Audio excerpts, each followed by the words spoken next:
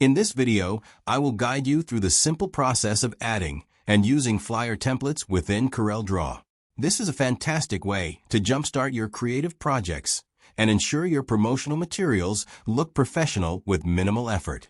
To begin, go ahead and launch CorelDRAW on your computer. Once the application is open and ready, look up at the top menu bar and select File. Then choose the option labeled New from Template. This action will open up a large template browser window containing a wide variety of preset designs for you to explore. On the left side of this window, you will find a sidebar with various categories. Make sure to click on the Flyers category filter to narrow down your choices. If for some reason your specific version of the software does not have a flyer category listed, do not worry. You can simply use the search bar located at the very top of the window and type in keywords like flyer or brochure to find what you need. Now, take a moment to scroll through the available layout styles.